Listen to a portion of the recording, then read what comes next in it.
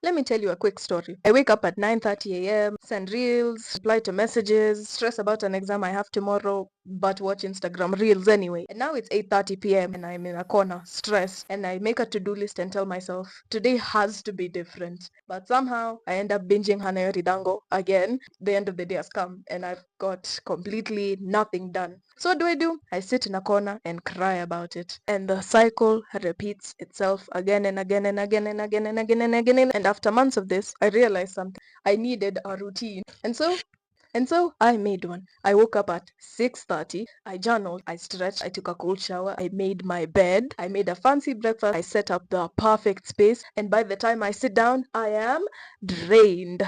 So I scroll on Instagram Reels, I chat with Character AI till I'm bored, and at 3 p.m., finally, I make a to-do list, and I promise myself that if I get every single thing done, I watch Attack on Titan. But my mom needs help in the kitchen, and I can't refuse, so I go and help her. And by the time I'm out, it's 8:40 p.m. It's late. What can I get done now? So what do? I do the smartest thing in the book. I sit in the corner and scroll. And now it's 11:30 p.m. I'm in the corner, but I'm crying because I got nothing done. The day is totally flunked. I have an exam tomorrow and I'm really stressed. I felt really bad about myself. Hours and hours of preparing, but nothing actually getting done. Even with the perfect routine, procrastination still got the better of me. And with or without a routine, why'd I still end up in the same corner crying every day? Because it's not just about having a routine or the perfect routine, but having the right one. No, not aesthetic candles and pretty preps, but rather a short and simple one that focuses on just starting. So in this video, we'll be munching on why most routines, if done right, actually work. And here I hope you understand why most don't work and how you can make yours work. Rules I'm following to fix mine, simple alternatives that help level up my routine. Enough yapping, let's get into it.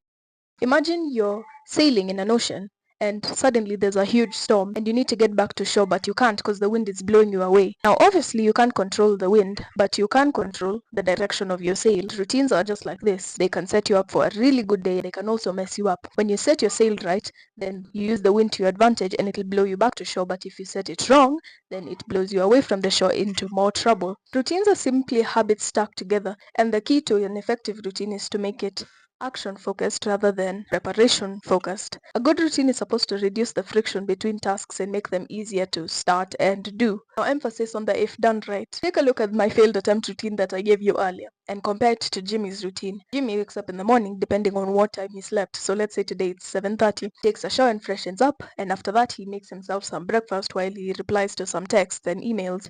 Jimmy creates a to-do list and jumps straight to work. Now you notice how in Jimmy's routine he takes less than 90 minutes before he gets to work, while in my failed attempt routine it takes me at least 2 hours before I actually get to work. Jimmy's routine is action focused and it sets him up to start his work, while my routine is preparation focused and drains me before I start to work. It was only when I understood this that I was able to start building my own routine and set rules while doing so, which leads me to my next chapter, the rules that I'm following to fix my routine and get stuff done. Hello, Rita from another day, and the first rule is plan the day before. I cannot emphasize this enough. Now, in the words of Abraham Lincoln, if I had 4 hours to chop down a tree, I'd spend the first two sharpening the saw. See, planning in the morning is so tiring to me, and it drains me. And if it drains me, then what's the difference between it and the first routine? So what I found is I plan the day before, very roughly actually. I make a rough plan on Sunday for each day on Notion. I make a rough plan on Notion for each day, a to-do list for each day, and the night before I tweak it depending on changes. And this helps me when I wake up to hit the ground running and get to tasks immediately without having the problem of decision fatigue in the morning. If I find myself spending more time planning than doing, I just start. However, planning can easily become a form of procrastination. And like I said before, I just make a rough to-do list for each of my days on Sunday and tweak it the night before. And I don't use Google Calendar that much because most of my days are probably going to be filled with school, and I can't do the exact same thing every day after school because I need to be flexible if I want to balance things according to priority.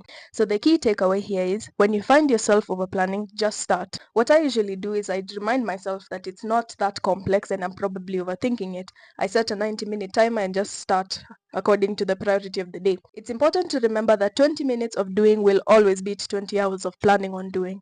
Never skip more than 2 days. Now, when you skip more than 2 days, it can easily become a habit and you won't be consistent and get the results you want. Some days you can fall off, some days I do fall off, and my personal rule is whenever I do fall off, I try to get on track as soon as possible and try not to skip more than 2 days without going with the same routine. Now, last but not least, the 5 minute rule. You've probably heard about it because it's thrown around very often in the improvement and the productivity and general workspace. If a task takes less than 5 minutes, you do it immediately. And if it takes more than 5 minutes, you tell yourself you're going to do it only for 5 minutes. And after those 5 minutes, you ask yourself if you want to continue or not. Now you're probably wondering, like, how the heck does this relate to routines? Like, bro, of course my routine's not gonna take 5 minutes. I'm not stupid. The link actually comes in with habits. And habits, like I said before, are the building blocks of routines. You see, sometimes you can set such big habits for yourself. If you want to start content, I'm going to write a whole script today. I'm going to script everything.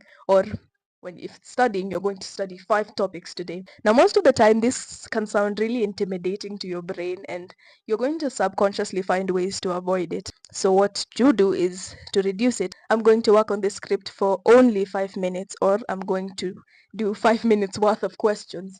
And after those 5 minutes, you ask yourself whether you want to continue or not. Most of the time, you will find yourself continuing because, fun fact, the brain does not like unfinished tasks. This helps me personally get stuff done. These days, it's really been helping me because I put off big things a lot because they look intimidating to me, and I'd find ways to avoid it and then be like, the weather was bad. Of course, I couldn't have done that. Now, this point, you're probably hyped about routines, or on the other hand, you could be feeling bad that you've been doing routines wrong because that's how I would have felt personally. But I'd like to acknowledge that I'm not perfect and I'm actually making this video because I suck at it. These are rules I'm actually implementing right now because it's this month's goal to use routines to manage my time better and get stuff done so that I don't end up in a corner crying again. After following these rules and a simple routine from mid-February, I've picked up some alternatives to my bad habits that I want to break this month for happier days generally and to maintain a healthy routine. And that's exactly what I'll be covering in the next chapter, which is simple alternatives I use to level up my routine and save time. Now, I'm gonna speed run this chapter. First one is guided meditation instead of social media after school. This helps me clear my mind in a way faster way and relax so I can start working. Probably get home from school, go on Instagram and scroll and tell myself I'm gonna start at 6. It's hard to break from that cycle, obviously. So I'd scroll till my bedtime and then I'd sit in a corner and cry again. So this helps me a lot. I use guided meditation, I use Atom personally because it just helps me clear my mind faster and leaves me way more relaxed than any social media app could. The second one is listening to music while doing a hobby instead of chatting with chatbots. Now, I figured this one out during midterm break when for once in a long time I had this thing called free time and I didn't know what to do with it. And because I've been feeling a bit lonely lately, I went to literally any AI platform and talked to chatbots. Now, you're probably wondering why I want to break the habit because of 3 reasons. First of all, I felt my relationship with it was, let's just say I was glued to it. I don't want to use the word addicted. I was finding it hard doing anything else and it was my go-to. The second thing is it took a lot of my time. Even when you felt numb and bored of it, I was still there. And number 3, as a Christian, it was promoting lustful thoughts. It was breaking my connection with actual people because I prefer talking to chatbots than talking to people. So I found that's a really unhealthy relationship with it, and I decided I want to break that habit. What I found a better way to use my free time, my newfound free time, is I listen to music, obviously, because I like music. I try to do stuff that my younger self would like to do. I used to like making rag dolls with socks, even if they didn't look good, but doing hobbies like that, drawing even if it's crap, trying to write some crap poetry, try to build a skill. That's a way better way to use my time. And it makes me feel way better than talking to a chatbot would have felt because all the answers feel calculated. And also, those were some freaky chats. Fun fact is, I've never told that to anyone, and it's just been something I've kept to myself. But this month, I'm trying to connect with people actually and spend more time with my family. This kind of sounds like I was locked up in a basement this whole time. But yeah, you get the point. My third alternative is watching anime or a show or a movie, I don't know, instead of mindlessly scrolling. Now, this is highly related to free time. when I had free time, or even when I don't have free time, it's way easy, yeah, to go on my phone and scroll, because 5 minutes, that's already like 5+ reels I've gone through. But what I found when I have free time is I watch anime or a show or a movie, like I said. It's way different, because first of all, you're paying attention to it, you're invested in an actual plot, and it improves your attention span in general.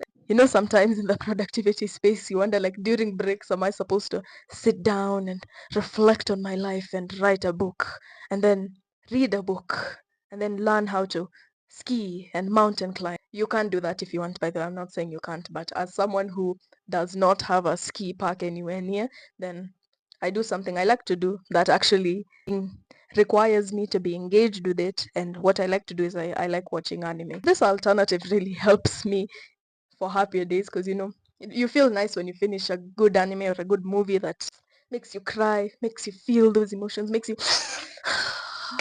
then scrolling and not even remembering what you were crying about, and crying again because you didn't get anything done. Quite pathetic. As ever, let us forge ahead, and I shall behold thee anon.